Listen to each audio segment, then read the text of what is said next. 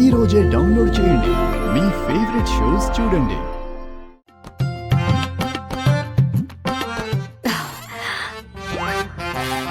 చారు ఎక్కడికి? చన్నీటితో స్నానం చేయాలి కదా. నేను బాత్రూంలో చేస్తాను. అయ్యో నీకు తెలీదా? బాత్రూంలో స్నానం చేయకూడదు, బావి దగ్గర మాత్రమే చేయాలి. నా వల్ల కాదు. బాత్రూంలో అయితే గీజర్ ఉంది. గీజరా? అలా చేస్తే అమ్మవారికి కోపం వస్తుంది. భవానీ మాలంటే ఏంటి? చన్నీటితో స్నానం చేయాలి. పద. అదే చారు, కోపం వస్తుంది అమ్మవారికి. పద పద, జాగ్రత్త.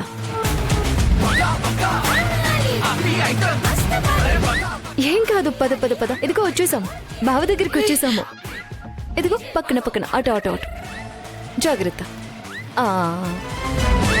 నీకోసం నీళ్లు తోడు పెట్టాను, నువ్వు స్నానం చేసేసుకో. ఈ నీళ్లతో స్నానం చేస్తే చస్తాను, చేయకపోతే ఇది చంపేస్తుంది. చెయ్యి చారు.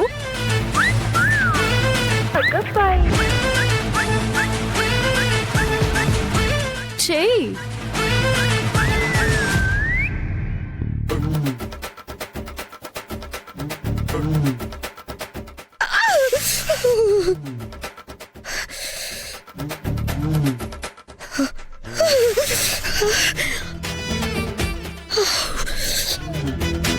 చలిగా ఉందా చారు? అబ్బే అస్సలు లేదు. మాల్లో ఉన్నాను కదా, అసలు చలి తెలియట్లేదు. కాని కాని కాని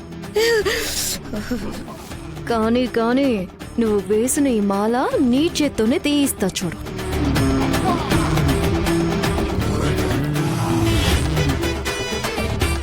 ఆద్యా, పొడి చీర తీసుకొచ్చావు కదా, అది అదివ్వు. అది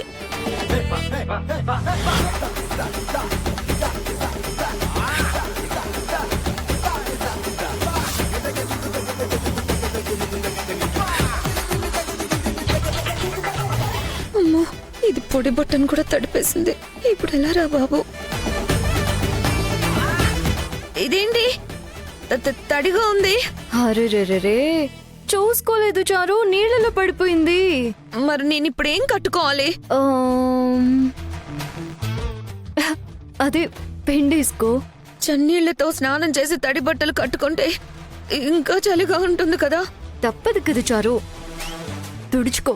అమ్మవారి కరుణించి నీకు చూపు చెలా చెయ్యాలి కదా. అవునా? అవునవును.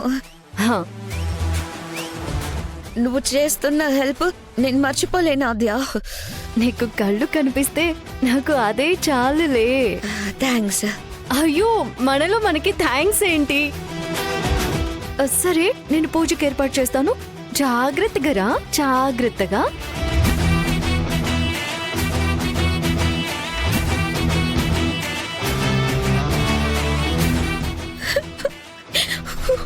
అయ్యో, ఇప్పుడే బట్టలు కట్టుకోవాలా నేను?